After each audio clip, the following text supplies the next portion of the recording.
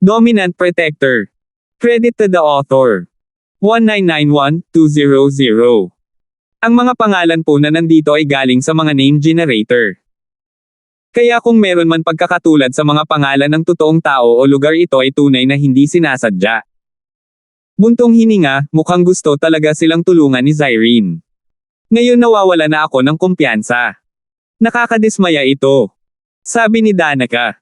Wala na tayong magagawa dyan. Big shot si Sister Han, kaya sapat na rin na nakuha natin ang pangalawang premyo. Walang pakialam si Sheena dito. Si Terence, sa kabilang banda, ay walang pakialam kung gaano kabila si Danica sa pagmamaneho. Hindi man lang siya nag-abalang habulin siya, nagmamaneho sa steady speed sa highway ng airport. Hindi lalabagan ni Terence ang mga patakaran maliban kung ito ay mahalaga. Salamat sa pagpunta sa programa ng aming klase sa iyong abalang schedule. Ngayon alam ko na hindi mababa ang bayad sa iyong hitsura, sabi ni Terence kay Zyrene. May mga koneksyon si Sheena, at humingi pa siya ng 200,000. I bet nahihingi ka pa ng higit pa dyan, di ba? Tama. Usually, hindi ako pumupunta sa mga ganyang event kahit mag-offer sila sa akin ng 1,000,000 o 2.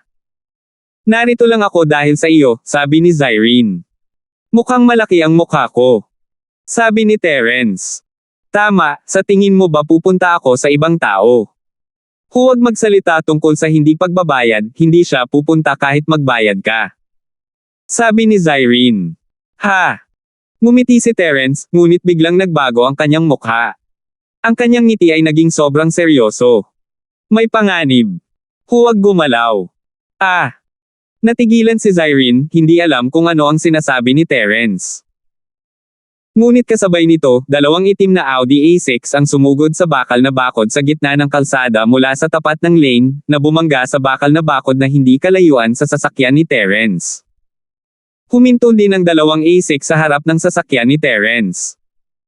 Dahil sa biglaang pagbabagong ito ay napasigaw si Zyrene, ngunit si Terence ay tila napakalma habang pinipigilan ang preno at inihinto ang sasakyan. Sa likod ni Terence, may 2 Audi A6 na nagmamaneho, na nakaharang sa kotse ni Terence sa gitna. Hindi makamove forward si Terence, at hindi rin siya maka-atras. Alam ni Terence na may panganib dahil sa babala ng Jade.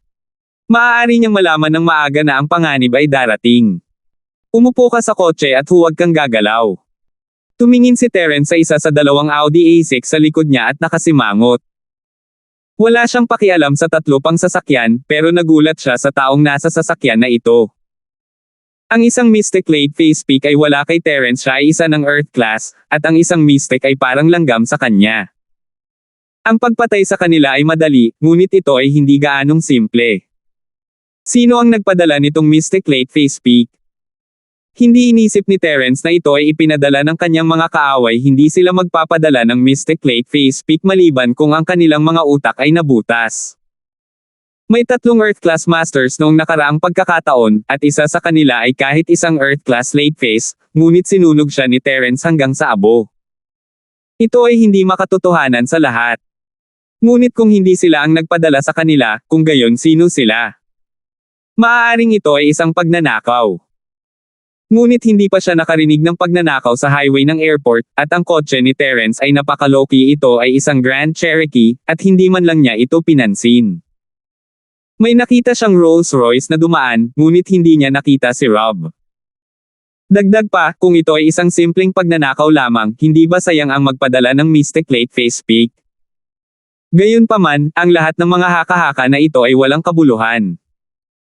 Pagkatapos kausapin ni Terence si Zyrene, lumabas siya ng kotse.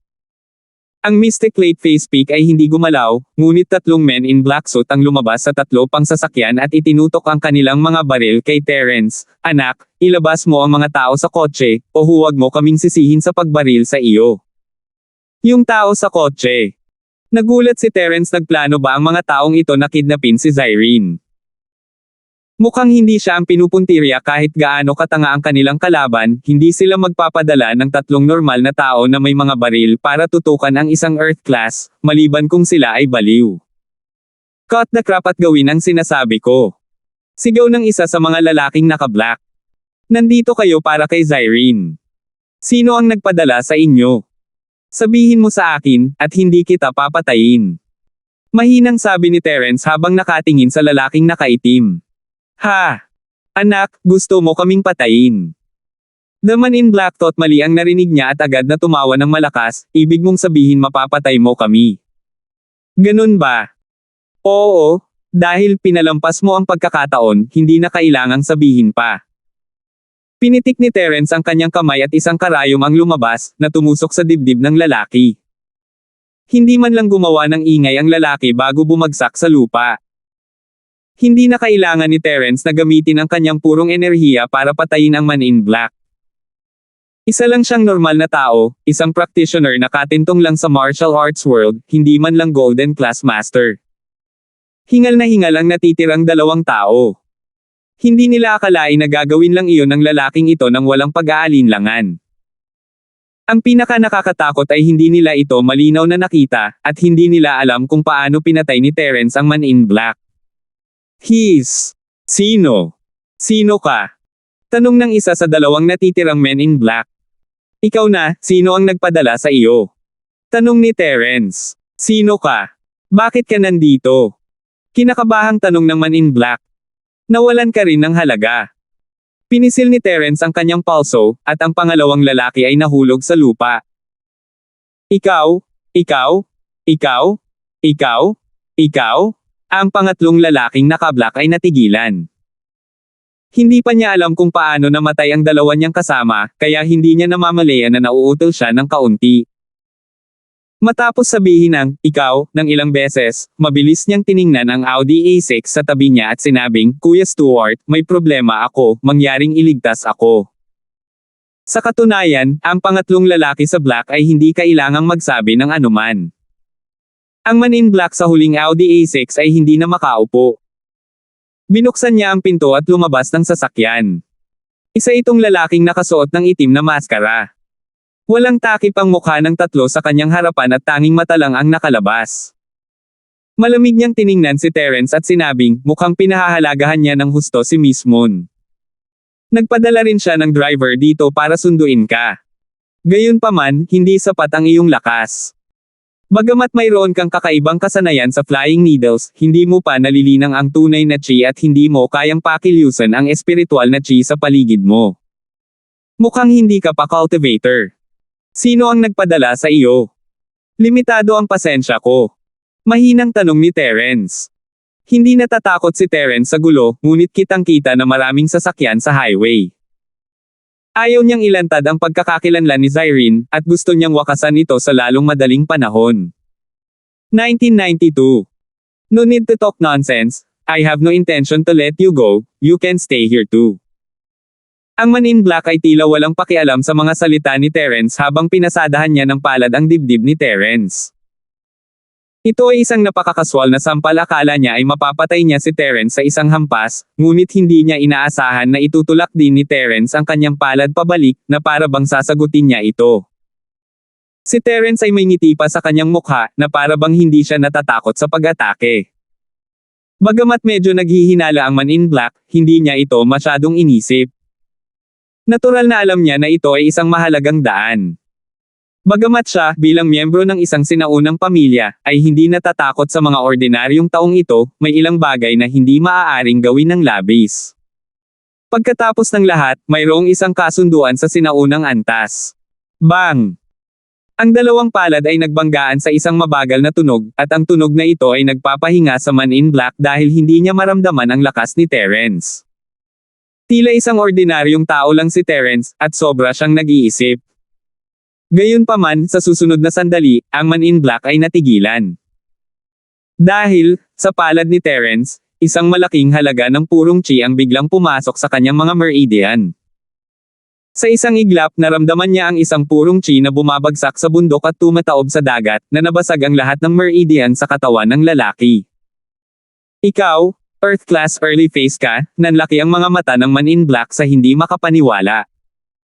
Hindi niya akalain na magkakaroon ng Earth Class si Zyrene sa tabi niya. Talaga bang pinahahalagahan ni Timothy si Zyrene? Nalungkot si Stuart sa isiping iyon. Siya ang subordinate ng asawa ni Timothy, at ang layunin niya rito ay patayin si Zyrene. Nakuha niya ang balita mula sa ikatlong anak ng pamilya Fane, si Orland. Naisip niya na kung wala si Sanford, madaling mapatay ni Stuart si Zyrene, ngunit mapait na ngumiti si Stuart sa kanyang puso. Gusto niyang ipakalat ang balita na may kasamang master si Zyrene, ngunit alam niyang imposible iyon. Sa harap ng isang Earth class, imposibleng tumakas. Kung siya ay nahuli ni Terence at si Terence ay nakakuha ng ilang impormasyon mula sa kanya, kung gayon siya ang mananagot sa sitwasyon. Ang huling liwanag ni Stuart ay biglang kumislap habang ginagamit niya ang lahat ng kanyang lakas para sampalan ang natitirang Man in Black sa tabi niya, madali siyang pinatay. Pagkatapos, itinaas niya ang kanyang kamay at sinampal ang sariling mukha. Sa isang malakas na putok, nadurog ang ulo ng lalaking nakamaskara. Hindi na makilala ang kanyang utak. Sumabog ang kanyang ulo. Ito ay kasuklam-suklam. Si Terence ay nagbabantay, natatakot na ang taong ito ay may gawin kay Zyrene sa huling sandali, ngunit hindi niya inaasahan na ang taong ito ay papatayin ang kanyang sariling mga tao at pagkatapos ay magpakamatay. Ang ganitong uri ng kakaibang sitwasyon ay nahuli kay Terence. Hindi siya pinatay ni Terence noong una, ngunit nasugatan siya upang maibalik niya siya para sa pagtatanong at makita kung sino ang nagpadala sa kanya, ngunit ang lalaking itim na nakamaskara ay napakamapagpasyahan. Pinatay niya ang nag-iisang buhay at pagkatapos ay nagpakamatay, at sa napakalupit na paraan. Tiningnan niya ang maskara ng lalaki, at ang mga ulo sa buong lugar. Hulaan ni Terence kung ano ang sinusubukang gawin ng lalaki. Tinakpan niya ang kanyang mukha, ibig sabihin ay ayaw niyang may makakilala sa kanya. Pinatay niya ang kanyang sarili ng ganito upang ang kanyang ulo ay masira, at walang sino man ang makakakilala sa kanya mula sa kanyang katawan. Loyal ang lalaking ito. Tulad ng para sa iba pang mga Alapirs na hindi mga magsasaka, malamang na hindi sila ang mga pangunahing tauhan. Wala silang mahanap sa kanilang hitsura. Hindi napigilan ni Terence na mapabuntong hininga sa naisip, parang naging pabaya siya. Inisip lang niya ang kaligtasan ni Zyrene at hindi niya akalain na magpapakamatay ang lalaking. Ngunit naging ganito na ito, at wala nang magagawa si Terence. Nangyari ang lahat ng napakabilis, 2 hanggang 3 minuto lamang, ngunit nakita ni Terence ang mga sasakyan na nagmumula sa harap at likod.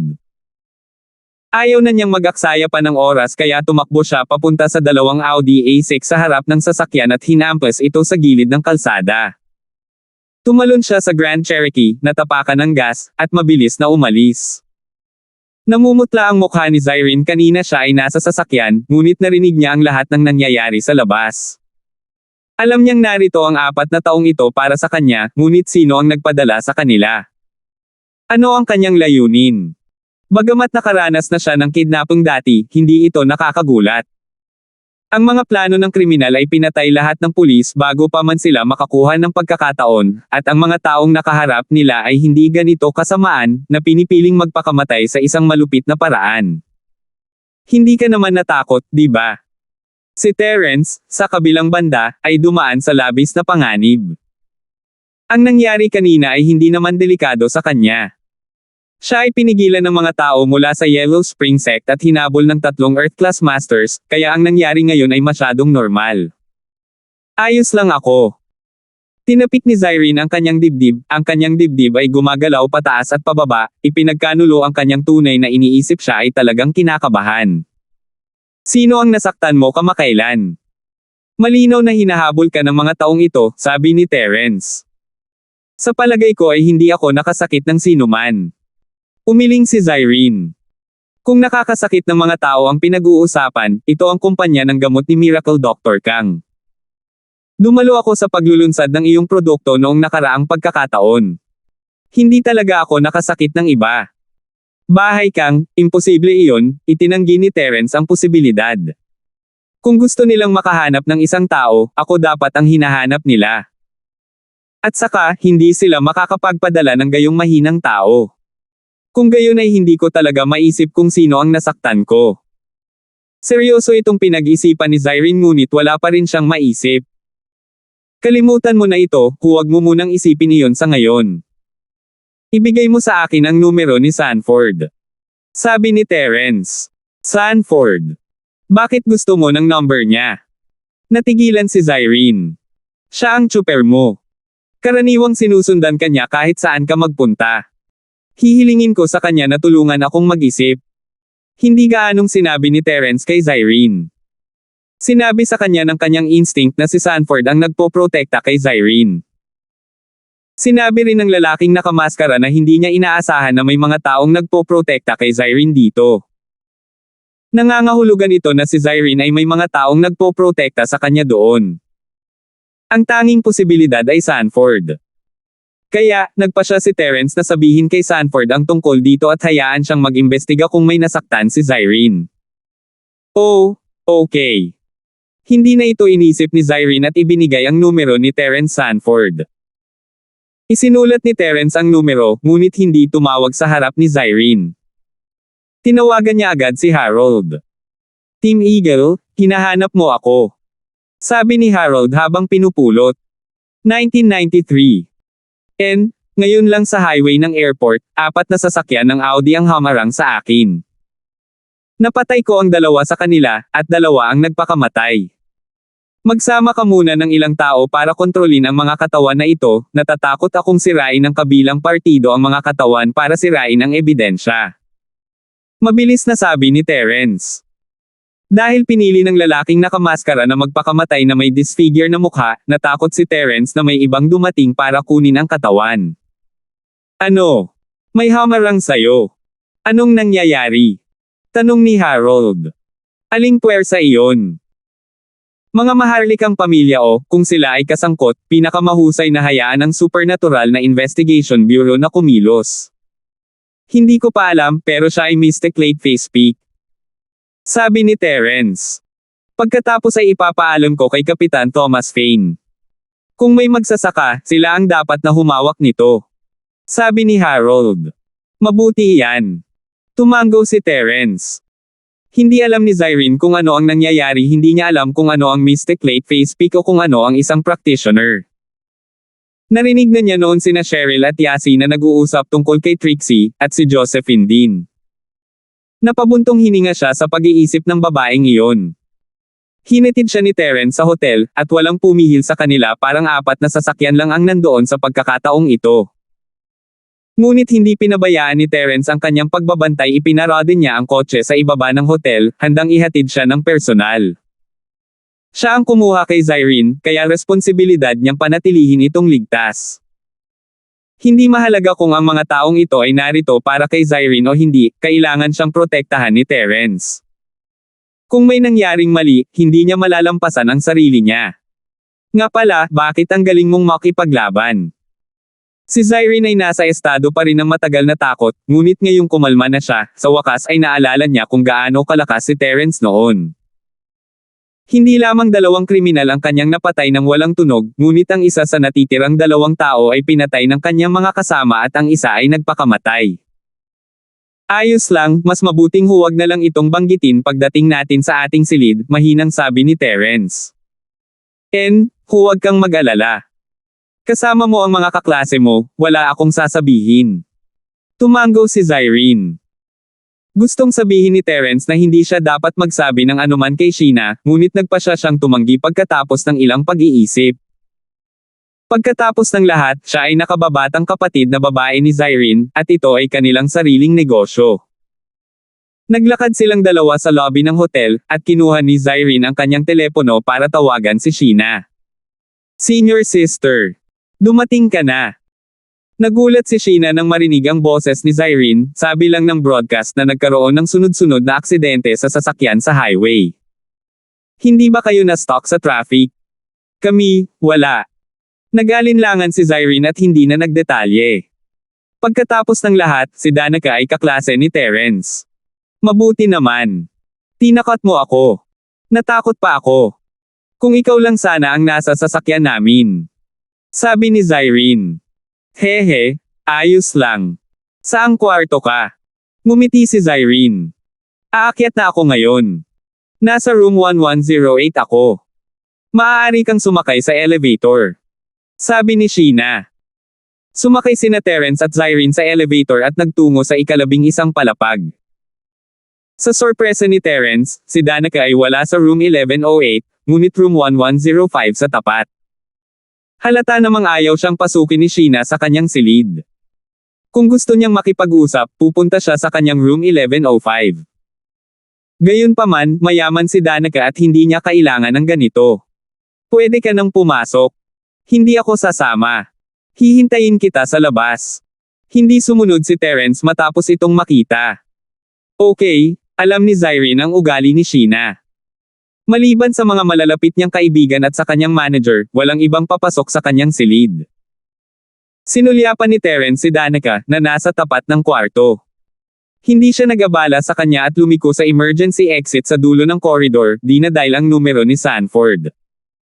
Hello, pwede ko bang malaman kung sino ang hinahanap mo? Tiningnan ni Sanford ang hindi pamilyar na numero sa kanyang telepono at magalang na nagtanong. Sanford. Tanong ni Terence. Ako ito, ikaw ay, si Sanford ay nagbabantay. Alam ng taong iyon ang kanyang pangalan, ngunit hindi niya alam kung sino siya. Ang taong ito ay talagang isang taong hindi niya pamilyar, at imposible para kay Sanford na hindi i-save ang kanyang numero ng telepono o hindi makilala ang kanyang boses. Bodyguard ni Zyrene. Nagpatuloy si Terence. Sino ka? Lalong nabigla si Sanford. Walang nakakaalam na siya ang bodyguard ni Zyrene, kahit si Zyrene mismo. Kaya nang ilantad ni Terence ang kanyang pagkakakilanlan, natarante siya. Mukhang tama ang hula ko. Ako si Terence. Isang mystic late face peak ang sumalakay sa amin sa airport, at napilayan ko siya. Gusto ko siyang ibalik para sa interogasyon, ngunit nagpakamatay siya, at sa nakakadiri na paraan.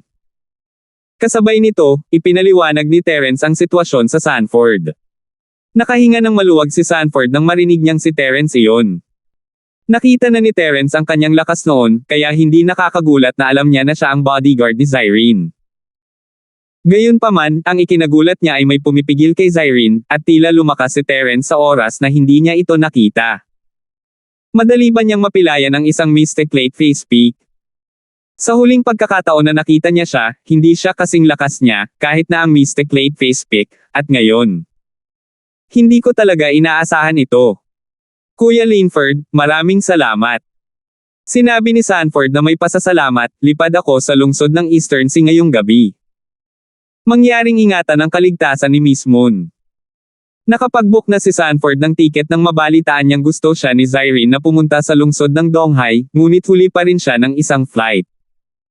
Siya ay sumasakay sa panghapon na flight, kaya siya ay sasakay sa gabing paglipad. Hindi niya inaasahan na may mangyayaring masama sa ganoong kaikling panahon. Siya ay ipinadala ni Timothy upang protektahan si Zyrene kung may mangyari man sa kanya, si Sanford ay kailangang mamatay upang mabayaran ang kanyang kasalanan, kaya tinawag niya si Terence na, kapatid na Linford.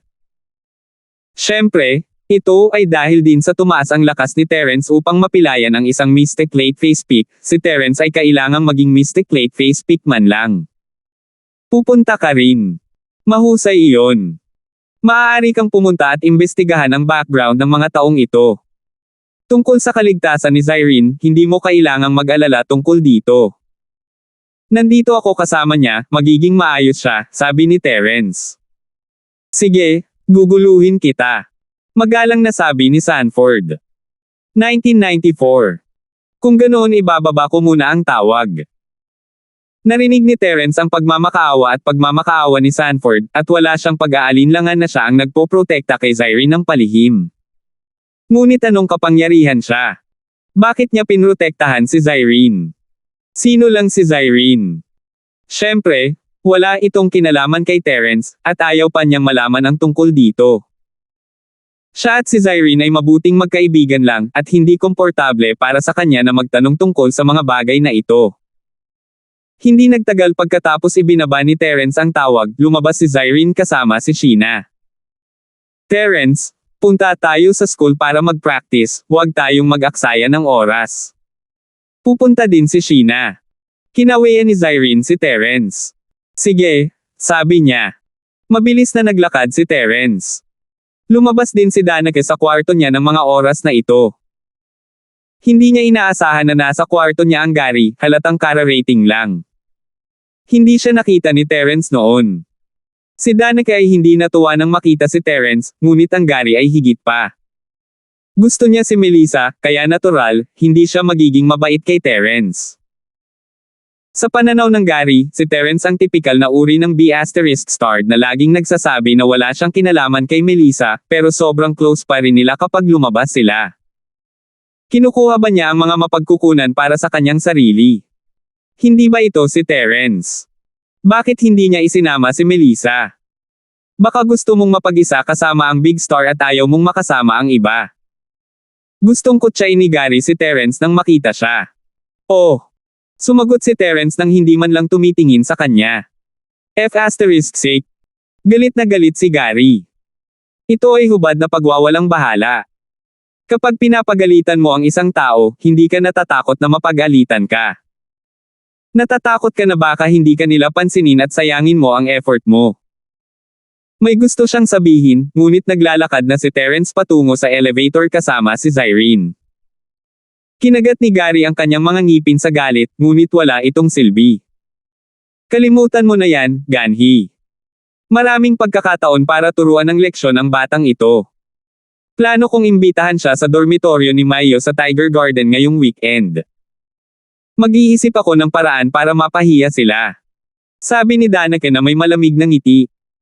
Wala siyang chance na manalo sa freshman party, pero hindi niya planong sumuko dito. Kaya, kinailangan niyang isagawa ang susunod na hakbang ng kanyang plano pagkatapos matalo. Sige, makikinig tayo kay Kuya Zhang. Pagdating ng panahon, mag-iisip tayo ng paraan para maturuan sila ng leksyon. Tumango si Gary. Sa silid-aralan ng medisina ng Departamento ng Biology, lahat ng mga estudyante ay nagsasanay ng mga galaw sa music video. Pumasok si Terence kasama si Zyrene, na armado hanggang sa ngipin. Ang pagdating ni Zyrene ay hindi masyadong nakatawag ng pansin, walang nakapansin sa sitwasyon sa pasukan, lahat sila ay nakalubog sa rehearsal. Nagulat si Zyrene sa kung gaano kaseryoso ang lahat, na isip niya na mahirap magdala ng grupo ng mga hindi propesyonal na gawin ang parehong eksena gaya ng orihinal, ngunit tila marami sa kanila ang gumagawa nito ng maayos. Naramdaman ni Wilfred na may paparating ngunit hindi niya ito pinansin. Itinaas niya ang kanyang ulo at nakita ang isang babaeng kumpleto sa armas sa tabi ni Terence. Huminto siya saglit bago niya naisip kung ano ang nangyayari. Zyrene. Hehe, hello, everyone. Nakita ni Zyrene na may nakakilala sa kanya, at kumaway siya kay Wilfred nang nakangiti. Nang marinig ang boses na ito na parang tunog ng kalikasan, tumigil ang lahat ng mga batang lalaki na nag-eensayo. Nang makita nila ang taong nasa pintuan, hindi nila maiwasang manlaki ang kanilang mga mata. Hindi alam kung sino ang unang nag-cheer. Zyrene, nandito si Zyrene. Nandito si Zyrene talaga. Zyrene, mahal na mahal kita. Pinagpawisan si Terence at mabilis na nilock ang pinto. Kung nalaman ng kabilang klase, hindi na sila makakapag-practice, nandito silang lahat para makakita ng mga celebrity. Tumahimik kayong lahat. Ang ingay nyo kasi baka marinig kayo ng mga estudyante sa ibang klase. Natatakot ako na hindi na tayo makapag-rehearse nun.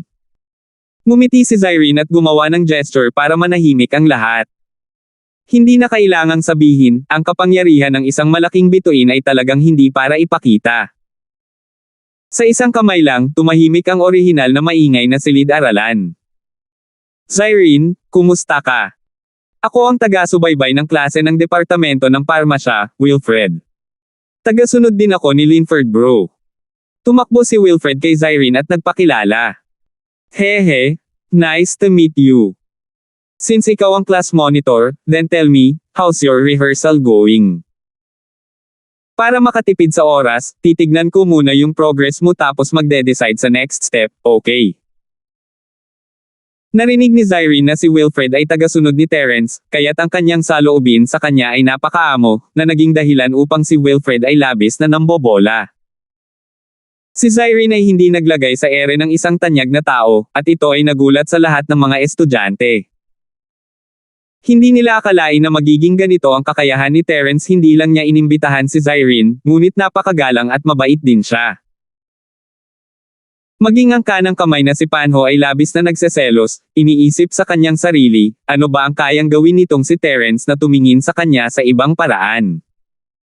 Okay, sasabihin ko sa iyo. Mabilis na tumango si Wilfred. Hindi pinakinggan ni Terence ang pagpapakilala at bumalik sa kanyang upuan. Wala nang kinalaman ang rehearsal sa kanya. Mukhang hindi ka fan ng mga celebrity. Si Terence ay tumingin kay Melissa nang may pagtataka siya ay palaging napakatahimik, tulad ng isang pool ng malinaw na tubig, walang anumang mga palatandaan ng emosyon. Binuksan ni Melissa ang kanyang aklat-aralin mula nang pumasok si Terence, at itinaas lang niya ang kanyang ulo upang ngumiti kay Terence nang umupo ito. I like her songs. Most of my MP3 player are her songs, but Chasing Stars. Umiling si Melissa, medyo nanghihinayang. Limitadong oras. Napakurap-kurap si Terence, naalala ang pakikipag-ugnayan nila ni Polong. Ibinuko niya ang kanyang bibig para magsalita, ngunit muling isinara iyon. Anong karapatan niya para tanggihan si Melissa sa pakikipag-ugnayan sa bahay ni Kang? May mga bagay na hindi natin kayang labanan, kaya tanggapin na lang natin ang ating kapalaran. Ang ekspresyon ni Melissa ay tila kalmado, ngunit alam ni Terence na hindi maraming tao ang magiging mahinahon sa mga bagay na tulad nito. Ngunit hindi alam ni Terence kung paano ito ipapaliwanag, isang hakbang lang ang kaya niyang gawin. Kung masisira niya ang bahay ni Kang sa lalong madaling panahon, makakapag-relax ng husto si Melissa. Sa pagtataka ni Terence, si Han Jingjing ay nakahandusay din sa mesa, nag-aaral ng kung ano-ano. Siya ay nagsusulat at nagdodrawing, at ang libro sa kanyang harapan ay puno ng mga datos at mga formula, kaya medyo nahihilo si Terence. 1995. Tinanong ni Terence ang kanyang sarili kung may naiintindihan ba siya. Napakaraming kaalaman na niya sa matematika, pisika, at kimika, at marami siyang natutunan sa high school at universidad noong kasama niya ang kanyang matanda, ngunit hindi niya maintindihan ang isang bagay na isinulat ni Han Jingjing. Talaga bang alien ang babaeng ito? Bakit kakaiba ang kanilang mga iniisip? Umiling si Terence at hindi nag-abala sa kanya. Natatakot siya na baka madagdagan pa ang tanong niya kung magtatanong lang siya ng basta-basta. Si Danica ay mula sa Economics Department. Sa sandaling ito, puspusan na rin ang pag-e-ensayo ng kanyang klase para sa programa. Gayunpaman, hindi masyadong maganda ang mood ni Danica. Sa kaibahan, ang kanyang mga kaklase ay lubos na masaya. Kahit na hindi sila makapagtanghal sa parehong entablado bilang isang nangungunang bituin tulad ni Zyrene, si Sheena ay isang sumisikat na bituin pa rin. Kahit na hindi niya makuha ang unang pwesto, ang pangalawang pwesto ay isang malaking karangalan. Ilang klase ang hindi makapasok sa nangungunang 10. Dahil wala silang postahan ni Danica sa kanila, mas relaxed sila. Sa kabilang banda, si Danica ay labis na nanlumo. Noong una ay gusto niyang gumanap ng pangunahing supporting role o isang bagay, ngunit ngayon ay wala na siya sa mood na gawin iyon. Kung aakyat man siya, katumbas na iyon ng pagpapahiya sa sarili niya, kaya baka maging unremarkable cameo na lang siya sa gilid. Si Gary ay hindi lumahok sa programa ng kanyang sariling klase. Siya ay kampan ni Danica, kaya natural niyang sinundan si Danica. Kuya Zhang, bakit hindi ako maghanap ng sako ngayong gabi at bigyan ng magandang pambubugbog si Wilfred? Maaari natin siyang bugbugin ng husto na hindi na niya kayang alagaan ang sarili niya at hindi na siya makakasali sa palabas. Sa ganoong paraan, hindi na siya makakaakyat sa entablado at hindi na sa kanya ang palabas. Hindi ba ibig sabihin ay nanalo na tayo? Mungkahi ng Gary. What do you mean you can't take care of yourself? Are you retarded? Ngayong nabugbog na siya, ang mga unang sospek ay ikaw at ako. Kapag nag-imbestiga talaga ang school, hindi siya makakatakas sa parusa. Kailangan mong mag-isip bago ka gumawa ng mga bagay-bagay. Si Danica ay hindi tanga at direktang tinanggihan ang mungkahi ng Gary, Wilfred ay isang freshman.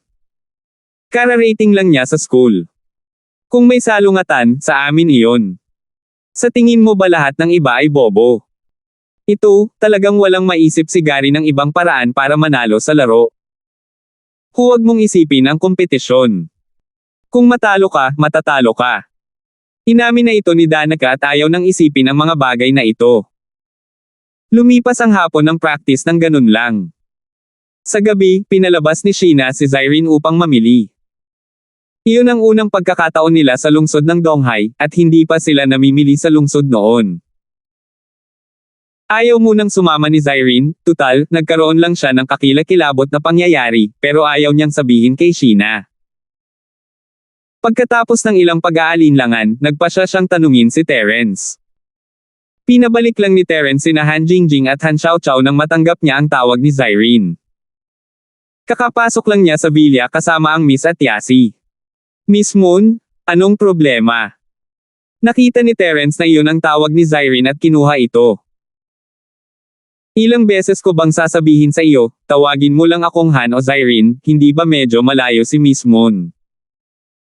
Hindi nagustuhan ni Zyrene ang paraan ng pagtawag ni Terence sa kanya. Sige, Han. Sabi ni Terence. Gusto ni Sheena na sumama sa akin sa pamimili, ngunit medyo nag-aalala ako pagkatapos ng nangyari sa highway ng airport. Sabi ni Zyrene. Ayoko talagang pumunta, pero ayokong maging basa siyang kumot. Nako, susundan ko kayo kung ganoon. Darating na si Sanford sa loob ng 10 minuto. Mangungupahan siya ng sasakyan at sabay tayong aalis. Sabi ni Terence. Darating din si Kuya Fane. Natigilan si Zyrene. Hindi niya alam kung bakit tinawagan ni Terence si Sanford, ngunit hawak niya ang kanyang telepono noon, kaya malamang na siya ang tumawag sa kanya. Sabay tayong aalis mamaya. Hindi talaga makatanggi si Terence sa kahilingan ni Zyrene pagkatapos ng lahat, siya ang host, at hindi niya kailangang magbayad kahit 1 sentimo para sa kanyang hitsura. Kakaiba kung hindi siya pumunta at maging bodyguard niya. Sige, hintayin ka namin sa hotel. Sabi ni Zyrene. Mamili. Gusto ko rin. Si Yasi ay nag-eavesdrop sa tawag ni Terence. Kasama mo si Ate Han. Can we go? Medyo natukso rin ang batang si Miss. Hahayaan ko ito sa pagkakataong ito. Pag-usapan natin ito sa susunod. Sasamahan kita mag-isa. Ito ang unang pagkakataon na tinanggihan ni Terence ang kahilingan ng Miss at Yasi. Sa madaling sabi niya sa kanila ang nangyari sa airport highway noong hapong iyon. Arg! Nakakatakot yon. Nag-iba ang mukha ni na Cheryl at Yasi. Kaya nga natatakot akong delikado kapag gabi. Kung pupunta ka, natatakot akong hindi kita maalagaan. Ang mga taong ito ay malinaw na nandito para kay Zyrene, sabi ni Terence. Hindi na tayo pupunta. Terence, mag-ingat ka. Ayaw nang makipagtalo sa kanya ni Cheryl, si Ate Han ang bisita mo, huwag mo siyang masaktan. Ang sinaunang Fane clan. Isang nasa katanghaliang gulang na babae ang nakaupo sa harap ni Orland na may madilim na ekspresyon. Kahit matanda na ang babaeng ito, taglay pa rin niya ang kanyang alindog. Siya ay may isang hindi maipaliwanag na marangal na hangin sa paligid niya. Halatang hindi ordinaryo ang kanyang katayuan, ngunit ang kanyang ekspresyon ay napakapangit sa sandaling ito. Orland, patay na si Stuart. Alam mo, siya ang pinakamakapangyarihang eksperto sa aking mga kamay. Limitado ang lakas na mayroon ako, at ang iyong pangalawang kapatid ay nagbabantay laban sa akin. Wala akong paraan upang makontrol ang iba pang mga eksperto, ngunit ang tanging eksperto ay patay. Galit na sabi ng medyo may edad na babae. Ito, pangalawang hipag, hindi ko inaasahan na ang maliit na B*H na iyon ay may master sa Eastern City na tutulong sa kanya. Sabi ni Orland na may mapait na ngiti. Ano ngayon? Kung ipagpatuloy ng iyong pangalawang kapatid ang bagay na ito, ano ang dapat kong gawin? Ang nasa katanghaliang gulang na babae ay halatang walang gaanong ideya. Siya ay isang walang ingat na tao na kumilos ayon sa salpok na hindi tumugma sa kanyang marangal na anyo. At si Sanford ay nasa lungsod ng Eastern Sea. Sa katunayan, wala siyang anumang lihim na motibo. Siya ay isang binibini mula sa isang mayamang pamilya, at ang pagpapakasal sa pamilyang Fane ay isang alyansa lamang sa pag-aasawa. Haha, sa totoo lang, hindi mo na kailangang mag-alala, sis-in-law kapag namatay na si Zyrene, sigurado akong hindi na ito hahabulin ng pangalawang kapatid. Mahinang sabi ni Orland. Oh. So, may backup plan ka na? Tanong ng medyo may edad na babae. Not bad. Nagpadala na ako ng Fainherb Inc. kahit pumunta si Sanford, sayang lang. Ilang minuto na lang bago siya mapatay. Sabi ni Orland nang walang pakialam. Fainherb Inc. Earth Class Mid-Phase. Maaari mo talagang utusan ang ikalawang henerasyon ng mga disipulo ng pamilya Fain. Nanlaki ang mata ng medyo may edad na babae sa hindi makapaniwala. Puno ng gulat ang mga mata niya. Hehe, sino ba ang walang trump card? Hindi lang ako, natatakot ako na ang pangalawang kapatid na lalaki ay mayroon din. Bumantong hininga si Orland. Kung ayaw kitang tulungan sa pagkakataong ito, pangalawang hipag, hindi ko na sana ibinunyag ng maaga ang trump card ko. Kailangan mo akong tulungang ilihim ito. 1996. Walang problema. Sumangayon ang nasa katanghaliang gulang na babae nang hindi nagdalawang isip. Sa kanyang mga mata, ang pakikibaka ng pamilya ay wala. Ang tanging mahalaga ay maalis ang may bahay ni Timothy at ang maliit na B** star na iyon. Ang kabiguan ni Timothy ay ang pakasalan ng isang walang utak at masungit na babae. Bagamat suportado siya ng dalagang pamilya ng babaeng ito, hindi lang niya ito tinulungan ng buong puso, kundi nagdulot din ito ng gulo. Si Timothy ang pumalit sa posisyon ng young master ng isang sinaunang aristokratikong pamilya. Sino sa kanila ang walang maraming asawa? Gayunpaman, kahit na siya ang lehitimong anak ng kanyang unang pag-ibig, kailangan pa rin niyang magtago at hindi ito makita. Dahil dito, labis na naagrabyado si Timothy. Medyo naiingit siya sa napili ng kuya niya noon. Siya ay tumakas mula sa kasal ng walang pag-aalaga at nagpakasal sa isang babae mula sa sekular na mundo, pinutol ang lahat ng relasyon sa sinaunang pamilyang Fain. Siya naman, para hindi mabaigo ang kanyang ama at para sa kaligtasan ng buhay ng kanyang kuya, pinakasalan niya ang babaeng ito na dapat ay ikakasal sa kanyang kuya. Ang hindi inaasahan ni Timothy ay ang babaeng ito ay talagang matigas ang ulo, kusa, at seloso. Hindi niya alam kung saan niya nakuha ang balita na mayroon siyang babae at isang anak na babae sa labas, ngunit talagang nagdala siya ng mga lalaki upang patayin siya. Nawala ang kanyang asawa, at natagpuan lamang ang kanyang anak pagkaraan ng maraming taon. Ang puso ni Timothy ay napuno ng puot sa kanyang asawa. Kahit na asawa niya ito, wala man lang siyang nararamdaman para dito. Mahal pa rin niya ang kanyang unang pag-ibig, ang ina ni Zyrene.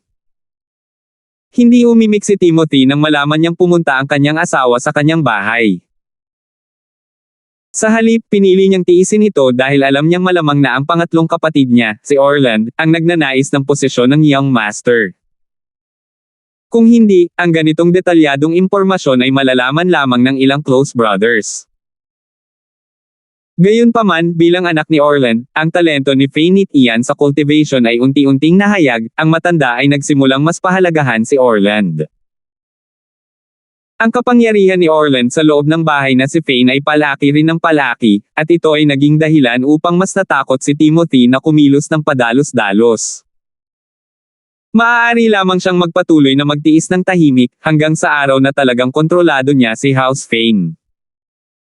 Kapag dumating ang oras na iyon, hindi na siya matatakot sa sinuman. Para sa kapakanan ng maraming taon nilang relasyon bilang mag-asawa at alang-alang sa kanilang anak, walang gagawin si Timothy sa kanyang asawa, ngunit tiyak na hindi niya pipilitin ang isang ngiti sa kanyang mukha at pagsilbihan siya tulad ng ginawa niya ngayon. Ang unang bagay na dapat gawin ni Timothy pagkatapos na kunin ang posisyon ng padre de pamilya ay ibalik ang kanyang anak na babae at ipahayag sa mundo na anak niya ito. Higit pa rito, hahanapin niya ang kanyang nakatatandang kapatid at ibabalik siya sa pamilyang Fain. Bagaman ang kanyang nakatatandang kapatid ay pinalayas ng kanyang ama sa pamilya noon, bawat emperador ay may kanya-kanyang opisyal. Ang kanyang ama ang pinuno ng pamilya noon, at ngayon, siya, si Timothy, ang pinuno ng pamilya. Si Timothy ang may pinakamagandang relasyon sa kanyang nakatatandang kapatid. Hindi man sila nagmula sa iisang ina, mas malapit sila sa tunay na magkapatid.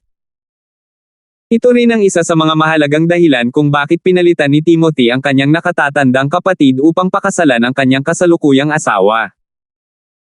Kung hindi niya ito pinakasalan, mas sisisihin pa ng kanyang ama ang kanyang kuya at baka mapatay pa siya. Inaasahan ni Orland na ang kasal na ito ay masisira. Nais ng kanyang ama na patayin ang kanyang nakatatandang kapatid na lalaki, at ang kanyang pangalawang kapatid ay magsusumamo para sa awa. Sa ganitong paraan, pareho silang mawawalan ng tiwala, at pareho silang matatapos. Ang kanyang ikatlong kapatid na lalaki ay natural na kukuha ng posisyon. Kaya naman, alang-alang sa plano ng kanyang nakatatandang kapatid at pangatlong kapatid, si Timothy ay nagdikit ang kanyang mga ngipin at nagtiyaga sa lahat ng mga taon na ito. Ngunit si Orland, dahil sa kanyang anak na si Fainit Ian, ay tila kayang panindigan siya, at ito ay nagpahirap sa buhay ni Timothy. Ngunit hindi nagtagal pagkatapos noon, nakatanggap si Timothy ng isang magandang balita. Ang anak ni Orland, si Orland, ay kumikilos ng mataas at makapangyarihan sa panahon ng pagsubok sa Ice Palace, at napilayan ng isang taong mas makapangyarihan dahil lang sa siyang number 1 Under-Earth class. Alam ni Timothy na dumating muli ang kanyang pagkakataon. Kahit na ang pagkamatay ni Nit Ian ay hindi isang magandang bagay para sa bahay Fane, ito ay isang magandang bagay para kay Timothy. Gayunpaman, hindi alam ni Timothy na ang kanyang asawa at si Orland ay nagtutulungan para harapin si Zyrene. Kaya, nang matanggap ni Timothy ang tawag ni Sanford, nagulat siya. Anong sinabi mo? May nasa airport highway, sinusubukang harapin si Han. Natarante si Timothy. Oo, Master. Ngunit inalagaan ito ng kaibigan ni Miss Moon, isang Mystic Late Face Peak Master. Sinabi ni Sanford kay Timothy ang nangyari. Ano? Mystic Late Face Peak. Ang puso ni Timothy ay napuno ng pagkabigla. Ito ang unang pagkakataon na inatake si Zyrene ng isang practitioner na may ganoong lakas. Bagamat may mga kaso ng kidnapping at robbery noon, lahat ito ay ginawa ng maliliit na gang at gangster. Sa pagkakataong ito, halatang hindi ito normal. Bukod dito, ang mga Men in Black na ito ay pumili ng isang malupit na paraan upang magpakamatay pagkatapos ng kanilang pagkabigo. Halata naman na ayaw nilang ilantad ang kanilang pagkakakilanlan. Sino ang nagpadala sa kanila? Siya kaya ang asawa niya? O ang sarili niyang pangatlong kapatid? Sa isiping iyon, biglang tumibok ang puso ni Timothy. Ang pagkakakilanlan ni Zyrene ay sikreto. Kahit na natagpuan niya ito, hindi niya ito kinilala. Paano nalaman ng kanyang asawa at kapatid? Alam mo ba kung sino ang may gawa nito? Tanong ni Timothy. Hindi pa ako sigurado. Kararating ko lang sa Eastern City. Nabalitaan ko na ang mga bangkay ay kinuha ng Supernatural Investigation Bureau. Kailangan kong maghanap ng kakilala ko, ngunit hindi ko alam kung makikita ko sila. Sabi ni Sanford. Bagamat ang mga sinaunang aristokratikong pamilya ay may ganap na awtoridad, ang Supernatural na Investigation Bureau ay maaaring hindi magbigay ng mukha sa kanila.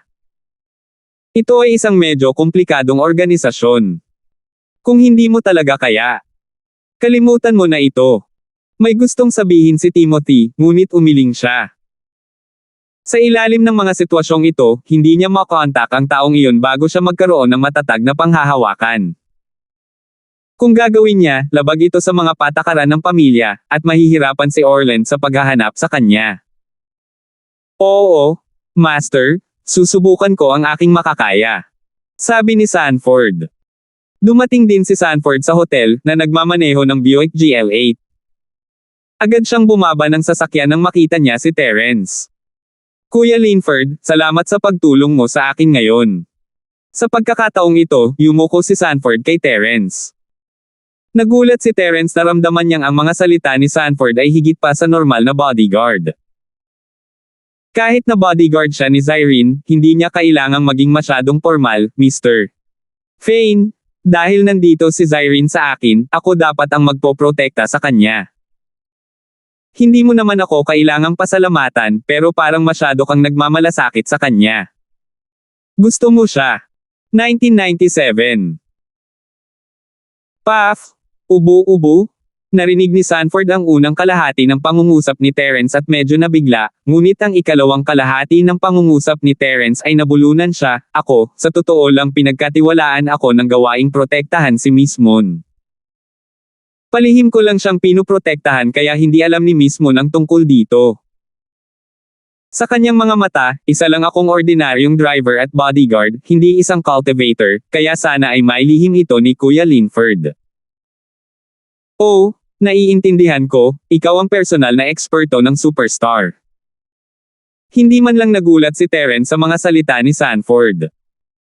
Siya ang bodyguard ng school beauty noong una, ngunit ang katangian ng kanyang trabaho ay bahagyang naiiba sa Sanford.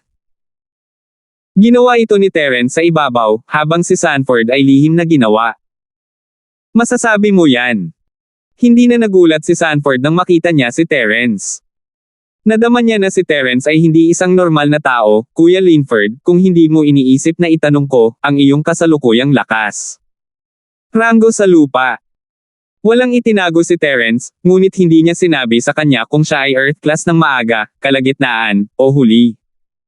Kung tutuusin, hindi naman siya ganoon ka-close sa Sanford, at ayaw niyang masyadong mag-reveal. Huminga ng malamig si Sanford. Noong huling nakita niya si Terence, Mystic Mid-Face Peak pa rin siya, at ngayon Earth class na siya.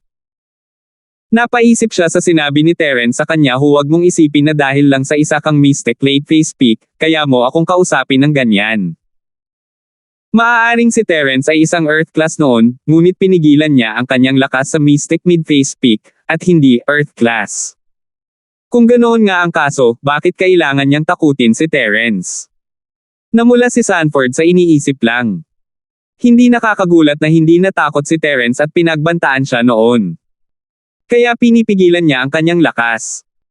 Siyempre, hindi inisip ni Sanford na si Terence ay maaaring tumalon mula sa Mystic Mid-Face Peak patungo sa Earth class sa loob lamang ng ilang buwan. Ang bilis ng pag-level na ito ay parang rocket, at nakakamangha kung makakalusot siya sa isang maliit na klase sa loob ng ilang buwan.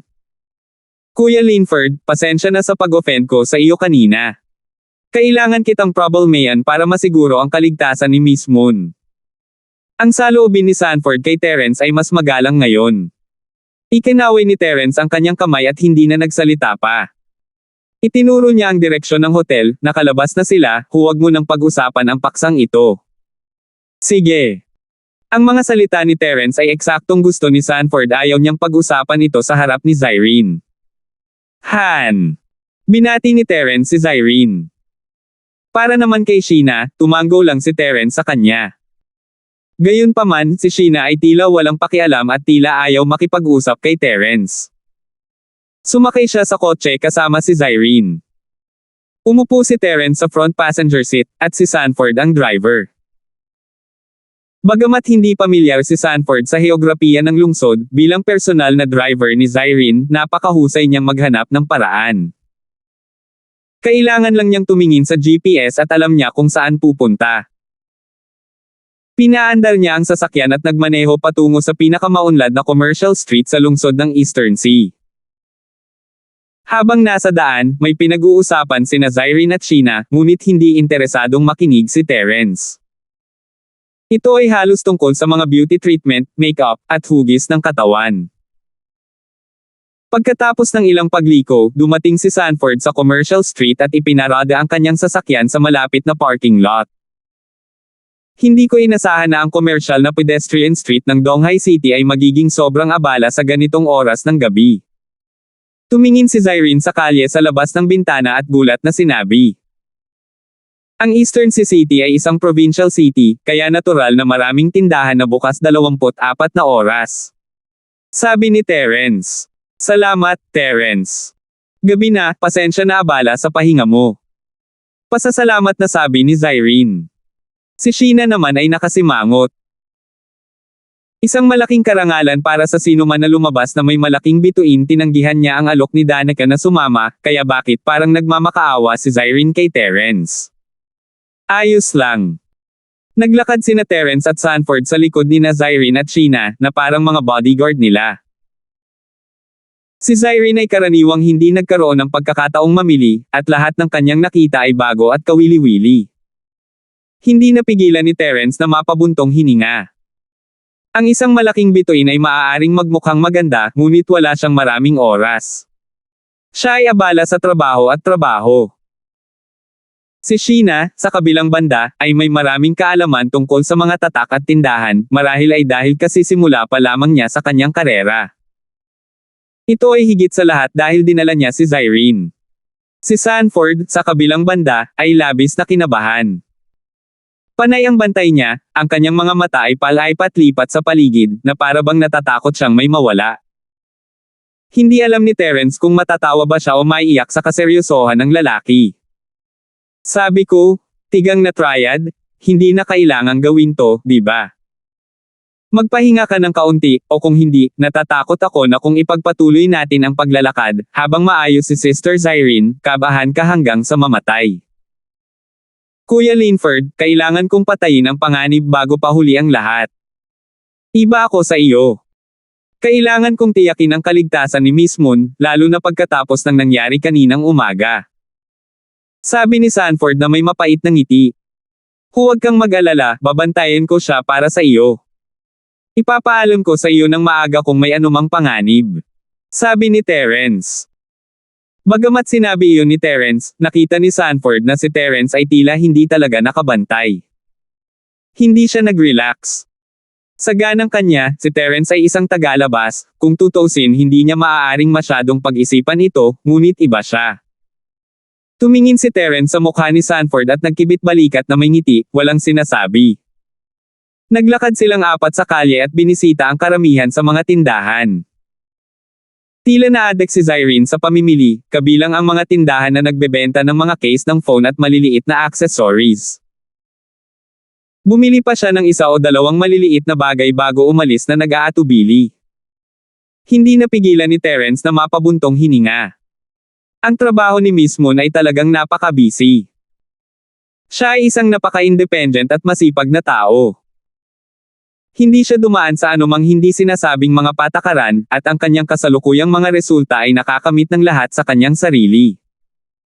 Bagamat tinulungan ko siya, ito ay may kinalaman din sa kanyang disiplina sa sarili.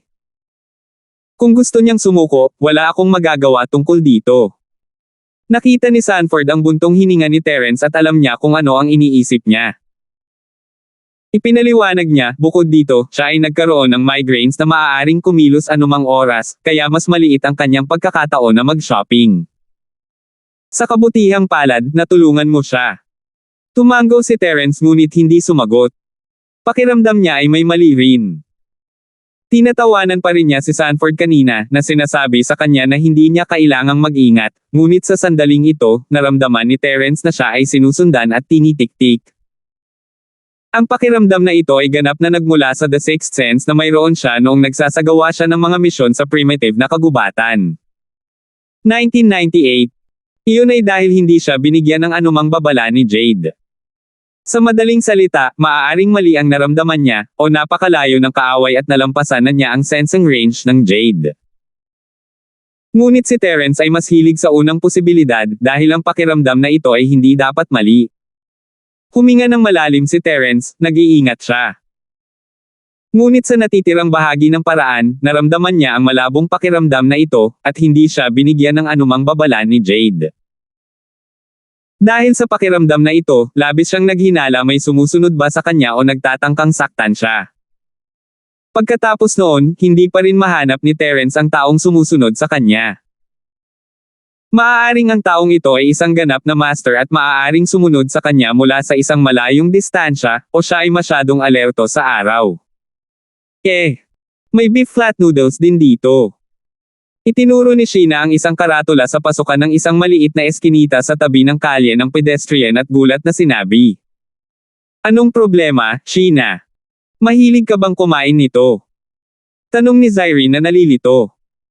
Oo, bata pa lang ako mahilig na akong kumain. Matagal na akong hindi nakakain nito. Hindi, sabi ni Sheena. Kailangan nating pumunta at kumain ngayon.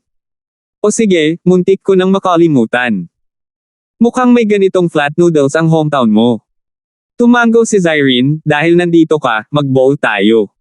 Mabuti. Tuwang-tuwa na tumango si Sheena. Pero parang madumi ang eskinita at walang masyadong tao. Nakakain ba itong mga merienda? Gumawa ng 2 hakbang si Zyrene at tumingin sa madilim na eskinita na puno ng basura. Nag-alinlangan siya. Ayos lang, bata pa ako, kumakain na ako nito. Sabi ni Sheena. Sige, tere na at subukan natin. Nag-alinlangan si Zyrene at nagpasya na ipagsapalaran ang kanyang buhay. Sinabi sa kanya ng instinct ni Terence na may mali nang makita niyang papasok silang dalawa sa eskinita, ngunit hindi niya alam kung paano sila pipigilan. Habang nag-aalangan siya, pumasok na sina Zyrene at Sheena sa eskinita. Walang pagpipilian si Terence kundi sumunod kay Sanford. Ang ekspresyon ni Sanford ay naging mas maingat at alerto. Gusto niyang pigilan siya sa pagpunta sa ganitong lugar. Napakaraming merienda doon, ngunit bakit kailangan niyang kumain ng instant noodles? Gayunpaman, ito ang ideya ni Sheena, at hindi niya driver o bodyguard si Sanford, kaya wala siyang masabi. Napakadilim ng eskinita, walang ilaw o tao, at sobrang nakakatakot. Medyo kinabahan si Zyrene, pagkatapos ng lahat, ang madilim at nakakatakot na eksenang ito ay nagpaalala sa kanya ng ilang masamang alaala. Walang kamalay-malay na ikinakunot ni Zyrene ang kanyang mga kilay at idiniin ang kanyang mga kamay sa kanyang mga templo. Ate Han, anong meron? Nakita ni Sheena na medyo kinakabahan ang mukha ni Zyrene, kaya mabilis siyang nagtanong, nag-iinarte na naman ba ang sakit ng ulo mo? Tumango si Zyrene at mabilis na inilabas ang isang bote ng Miracle Doctor na pangpawala ng sakit ni Larkins, ibinuhos ito sa kanyang bibig.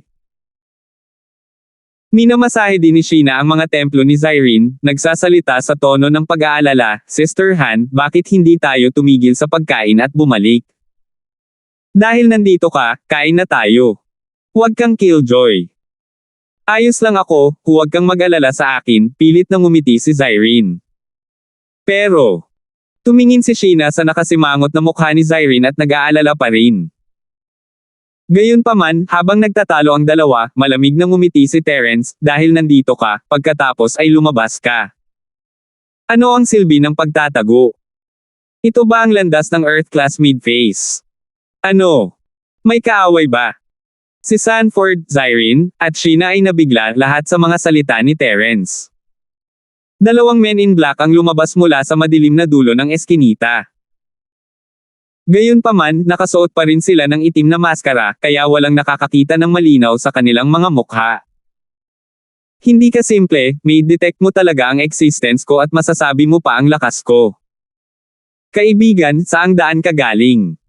Payo ko, huwag kang makisali dito, wala kang kinalaman dito. Ang isa sa mga lalaking naka-black ay halatang takot kay Terence, at iyon ang dahilan kung bakit niya sinabi ang mga bagay na iyon. Siyempre, pinaplano niyang tambangan si Terence, ngunit si Terence ang tumambad sa kanya. Medyo nagalit siya kay Terence, ngunit mayroon siyang iba pang mahahalagang bagay na dapat gawin ngayon. Hindi niya alam ang lakas ni Terence, kaya ayaw niyang magdulot pa ng gulo. At saka, hindi niya akalain na sinusubukan siyang lokohin ni Terence. Pagkatapos ng lahat, natuklasan na ni Terence ang kanyang lakas. Sa katunayan, hindi talaga nahanap ni Terence ang Earth class na ito sa kalagitnaan ng yugto, nahanap lamang niya ang paggalaw ng isa pang lalaking nakaitim na nakadamit sa pamamagitan ng senyales ng Jade. Ang lalaking iyon ay isang Mystic Plate Face Pick, at sa pamamagitan ng lalaking ito, nakuha ni Terence ang isang mahinang aura sa paligid niya, at natagpuan ang kanyang mga bakas. Bakit ako nakatayo dito kung hindi ko naman negosyo? Tumingin si Terence sa lalaking nakaitim na parang tulala. Kung hindi ako kasali, paano ko makikita ang iyong mga landas at sasabihin sa iyo ang iyong lakas? Sa tingin mo ba wala na akong magandang gawin? Humayo ka kay Zyrene, ako na ang bahala dito. Utos ng Earth class na lalaki sa Mystic class na lalaki na may malamig na mukha. Oo. Tumango ang Mystic at lumipad patungo kay Zyrene, binato siya ng suntok, gusto niyang patayin siya ng isang suntok. Buong oras na pinagmamasdan ni Terence ang mga reaksyon ng dalawa, at nang makita niya ang mga galaw ng Mystic, malamig siyang tumawa at nagsimulang kumilos din. Naglagay siya ng kaunting lakas sa kanyang mga binti at lumipad patungo sa Mystic sa tabi ni Zyrene. Upang malito ang mastiko, pinipigilan ni Terence ang kanyang lakas, na tila nasa tuktok lamang siya ng gitnang yugto ng Mystic Class. Gusto niyang patayin ang Mystic Late Stage pick sa isang hit para makapag-focus siya sa Earth Class Mid Stage. Si Terence ay walang kahit katiting na kumpiyansa na manalo laban sa isang master na 2 antas na mas mataas sa kanya. Medyo kinakabahan din siya, kaya kinailangan niyang patayin ang lahat ng hindi matatag na salik sa duyan. Hindi natatakot si Terence sa Mystic Late Phase pick na ito, ngunit kasama niya rito, kung hindi siya mapigilan ni Sanford at hahayaan siyang atakihin si Zyrene, kailangang hatiin ni Terence ang kanyang katawan para iligtas siya. Wala siyang tiwala na manalo sa una, at kung nangyari iyon, mas imposible. Nakalaban na ni Terence ang maraming Earth Class Masters bago pa lamang si Boss Yu na umakyat sa Earth Class at hindi pa natuto ng anumang martial arts, kaya nagawang takutin siya ni Terence kahit na siya ay mystic. Tungkol naman sa tagasunod ni Yu Panho, nahihirapan si Terence sa pakikitungo sa kanya kung hindi dahil sa energy bomb, hindi niya ito maaalis ng ganoon kadali. 1999. Para sa huling 3 Earth Class fighters, ginamit ni Terence ang kanyang fire poison na chi para sunugin sila para maging abo, ngunit ito ay isang beses na bagay. Imposibleng gamitin ito sa pangalawang pagkakataon. Ang tanging maaasahan niya ngayon ay ang unang 3 galaw ng Wildfire Feast. Hindi niya alam kung makakalaban niya itong Earth Class Mid-Phase man. Ang Mystic Late Phase pick na lalaki ay malamig na tumingin kay Terence, at nang makita niya na si Terence ay isa lamang Mystic Mid-Phase pick, baka sa mukha niya ang pang-aalipusta, dahil sabik kang mamatay, tutuperin ko muna ang iyong hiling.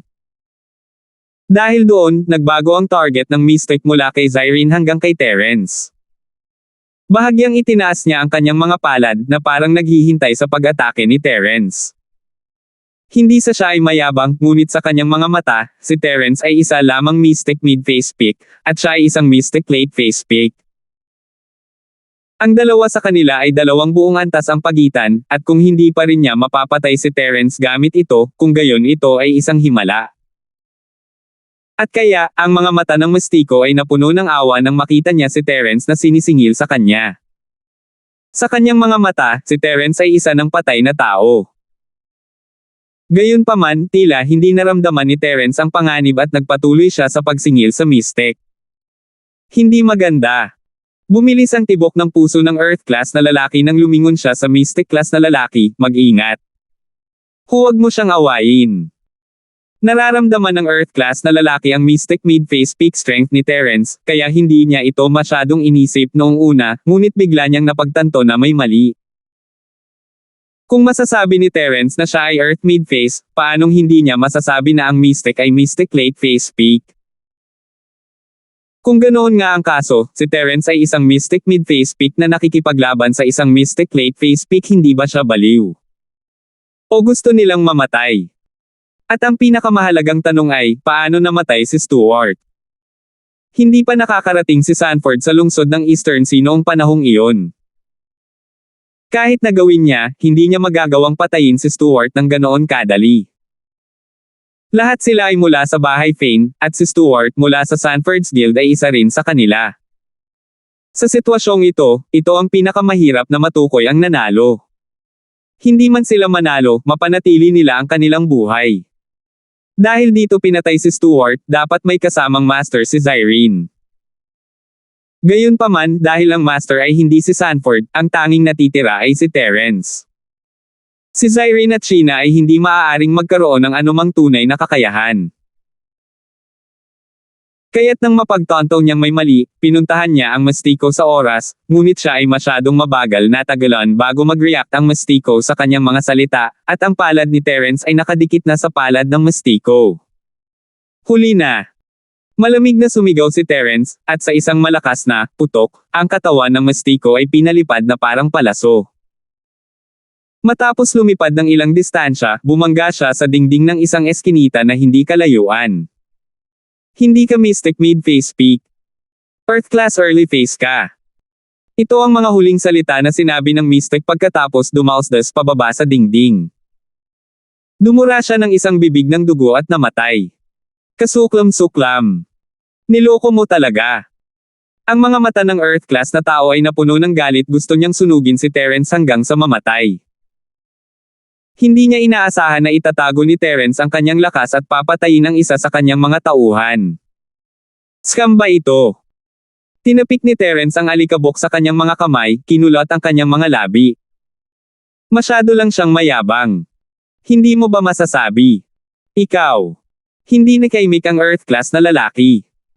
Hindi niya kayang makipagtalo kay Terence. Sa katunayan, kung si Terence ay nanloloko, ito ay dahil ang mastiko ay masyadong mayabang. Kung naging maingat lang siya, hindi siya haantong sa ganito.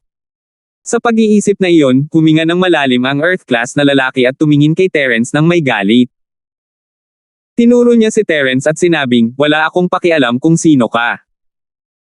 Dahil gusto mong masangkot sa gulo na ito, kaya huwag kang umalis. Babayaran mo at ng iyong pamilya ang halaga ng dugo para sa pakikialam mo. Ano ang sinabi mo? Sumimangot si Terence, isang kislap ng kalupitan sa kanyang mga mata. Ginagamit ng lalaking ito ang kanyang pamilya para pagbabantaan siya, at nag-init ito sa puso ni Terence sa galit. Kahit anong mangyari, kailangan niyang patuloyin ang lalaking ito. Hindi para sa anumang bagay, ngunit para kay Cheryl, Yasi, at lahat ng kanyang mga kaibigan. Hehe, pagkatapos mong mamatay, iimbestigahan ko ang iyong identity. Bibisitahin ko ang mga kaibigan at pamilya mo isa-isa. Ito ang kinahinatnan ng pagpatay sa aking mga tao, sabi ng Nekarirango sa lupa naman in black na may masamang ngiti. Since that's the case, either you die or I die today. Hindi tayo magpapahinga hanggang sa mamatay tayo. Malamig na tiningnan ni Terence ang lalaking nakaitim, ngunit ang kanyang puso ay puno ng pagbabantay. Masyadong masama ang lalaking ito kung hindi siya pinatuloy ni Terence, magkakaroon siya ng hindi mabata na paghihiganti na naghihintay sa kanya. Sa tingin mo, karapat-dapat ka bang lumaban hanggang kamatayan? Habang nagsasalita ang Earth class na tao, ang kanyang tunay na chi ay lumabas sa kanyang katawan, na nagpapakita ng kanyang lakas bilang isang Earth class na mid-phase. Hindi pa namin alam kung sino ang mananalo, masyado ka pang maaga para sabihin iyan. Huminga ng malalim si Terence at pinaandar ang kanyang practitioner's arts, na ipinakita ang kanyang lakas bilang Earth class early phase peak. Gayunpaman, ang paunang yugto ay ang paunang yugto pa rin. Kahit na ano, wala siya sa peak stage.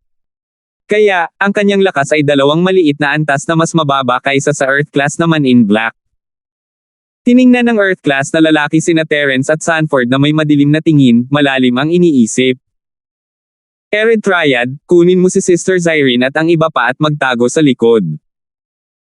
Mahuhulaan ni Terence kung ano ang iniisip ng Earth class, inilipat niya ang kanyang mga hakbang at tumayo sa harap ng Earth class kung saan maaari siyang umatake. Kakapatay lang ni Terence ng isang mystic, at tiyak na ikinagalit nito ang Earth class.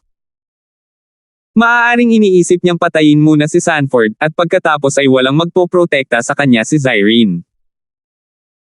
Maaari niyang samantalahin ang kaguluhan upang patayin si Zyrene, at pagkatapos ay matatapos ang kanyang misyon. Ngunit dahil nakita ni Terence ang kanyang mga iniisip, hindi niya ito hinayaang mapagtanto. Ito, magaling. Ayaw ni Sanford na maging isang deserter, ngunit alam niya na ang pagkakaiba ng lakas sa pagitan niya at ng kanyang kalaban ay masyadong malaki. Magiging pabigat lang siya kay Terence, at kailangang alagaan siya ni Terence at si Zyrene. Wala siyang pagkakataong manalo. Kaya nag-alinlangan lang si Sanford sa isang segundo bago mabilis na hinayla sina Zyrene at Sheena sa isang lugar na mas malayo kay Terence. Hindi natuwa ang Earth class na lalaki na nakita siya ni Terence. 2,000. Ngunit hindi ito mahalaga sa kanya, maaari niyang alagaan muna si Terence, pagkatapos ay nasa kamay niya sina Sanford at Zyrene. Ang Earth Rankman in Black ay humakbang pasulong at iwinagayway ang kaliwang kamay sa ere. Isang layer ng berdeng ambon ang nabuo sa paligid ng kanyang kaliwang braso, at ang ambon ay nagbuga ng malamig na lamig. Tila nililinang niya ang isang uri ng water type na mental cultivation method at isang snow type na martial skill. Water element. Snow mist element. Nawala si Terence habang nakatingin siya sa Earth class man in black. Tila naaalala niya ang isang taong kilala niya, at mayroon din silang parehong elemento ng tubig, ngunit hindi niya maalala kung sino iyon. Nang nawala si Terence, ang Earth-class Man in Black ay nag-activate ng kanyang martial skill. Nanlabo saglit ang mga mata ni Terence, at nakita niya ang Earth-class na lalaki na umaatake sa kanya. Mas malinaw pa ang berdeng ambon sa kanyang kaliwang kamao, at may mga bituin pa nga rito, malamang ay resulta ito ng water vapor crystallization. Frost Icicle. Habang umuungal ang Earth-class na lalaki, ang berdeng ambon sa kanyang kaliwang kamao ay lumabas sa kanyang katawan at naging isang mapusyaw na berdeng talam, na tumutusok patungo sa dibdib ni Terence sa sobrang bilis. Tumalon si Terence at mabilis na bumalik sa realidad. Kung hindi lang lumakas ang signal ni Jade at hindi namamalayan si Terence Dodge, ang light green na ice blade ay tumama sa dibdib ni Terence. Hindi man ito tumagos sa puso niya, masasaktan siya ng husto.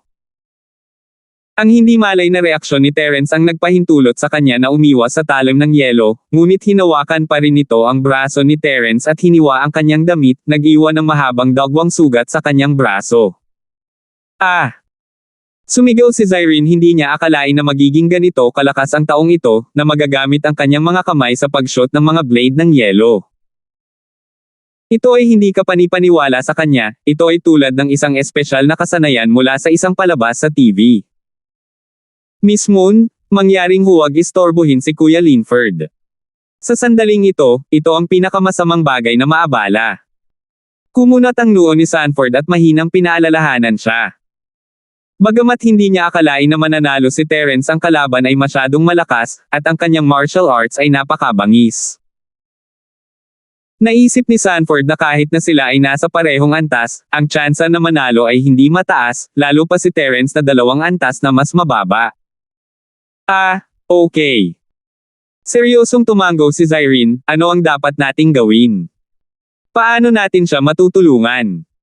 Maghihintay lang tayo.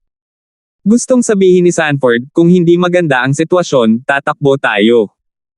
Pero hindi niya masabi. Oo, sis, sa tingin ko ay itinaya ni Terence ang kanyang buhay para sa atin, hindi tayo dapat tumakas ng mag-isa, hindi tapat iyon. Si Sheena ay isang napakatapat na tao.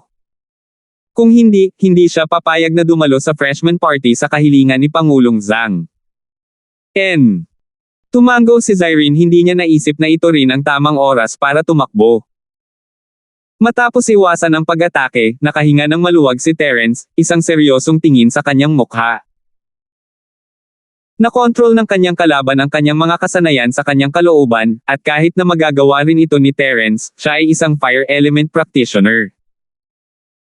Tubig at apoy ay nagsalungat sa isa't isa, at mahirap sabihin kung sino ang mananalo. Kung ang kalaban ay isang practitioner ng isa pang elemento, mas mataas ang tsansa ni Terence na manalo, ngunit nagkataon na ito ang elementong sumalungat sa kanya. Dahil dito, medyo nanlumo si Terence. Ito ang unang pagkakataon na nakaharap siya sa isang mataas na antas na kalaban, at isang kalaban na sumalungat sa kanya. Mayroon ka bang 2 galaw? Gayunpaman, ito ay unang hakbang lamang. Ang Earth Tier naman in Black ay ngumisi at ang kanyang kaliwang kamao ay muling namuo at naging Ice Mist, ngunit mukhang mas malakas at maharlika ito kaysa dati. Malinaw, tulad ng sinabi niya, na-activate niya ang unang hakbang ng kanyang martial skill, at dapat na mayroon pa. Ngayong isa na siyang Earth-class mid-phase, dapat ay nakakagamit na siya ng hindi bababa sa 3 galaw, marahil ang pang-4. Huminga ng malalim si Terence, hindi nang ahas na maging pabaya. Masasabi niya na ito na ang pangalawang galaw ng Earth-class, dahil tinatamaan na siya ng nakakatakot na lamig. Mabuti pa si Terence, ngunit naramdaman ni Zyrene at ng iba pang nasa likod niya na parang nahulog sila sa ice cellar, hindi nila maiwasang manginig.